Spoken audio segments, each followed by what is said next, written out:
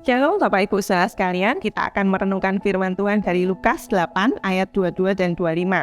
Ini satu kejadian di mana Yesus bersama para murid sedang di tengah danau, dan ketika mereka berlayar tiba-tiba datang taufan yang hebat. Perahu mereka kemasukan air, dan kita bisa lihat bagaimana takutnya para murid dari cara mereka membangunkan Yesus. Mereka manggil, "Guru, kita binasa." Lalu Yesus menghardik angin dan ombak itu, lalu danau itu seketika menjadi teduh. Perhatikan bagaimana reaksi para murid setelah mereka melihat apa yang dilakukan Yesus dan apa yang terjadi setelah Yesus menghardik taufan itu. Takutlah mereka dan heran di ayat 25, lalu berkata seorang kepada yang lain, "Siapa gerangan orang ini sehingga ia memberi perintah kepada angin dan air dan mereka taat kepadanya?"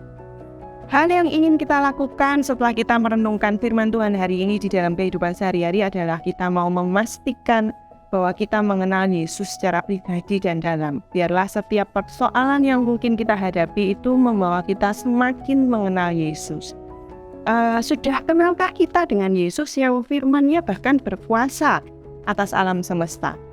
Karena kalau murid-muridnya ini benar-benar mengenal Yesus yang seperahu dengan mereka tidak akan memanggil guru-guru kita binasa. Kalau murid-muridnya yang setiap hari bergaul sama Tuhan, bahkan melihat Dia melakukan mujizat, kalau benar murid-muridnya ini mengenal Yesus, maka ketika danau itu jadi teduh, Yesus tidak akan bertanya sama murid-muridnya, "Di manakah kepercayaan ini?" Cerita ini mengajarkan kita bahwa hikmat kita dan kekuatan kita sebagai manusia sangat terbatas, tapi kita punya Allah yang hikmat dan kuasanya tidak terbatas. Dan Allah yang seperti itu, Allah yang mengasihi kita, Allah yang memberikan hidupnya untuk kita di kayu salib. Kemarin kita memperingati Jumat Agung. Bukankah Allah yang seperti ini yang kita panggil Bapa di dalam doa kita setiap hari? Bukankah Allah yang seperti ini yang layak menerima seluruh kepercayaan kita? Amin.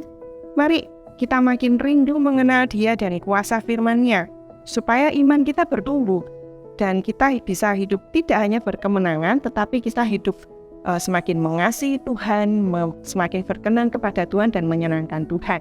Selamat menyambut Paskah Bapak Ibu saudara sekalian. Tuhan Yesus beserta kita semua.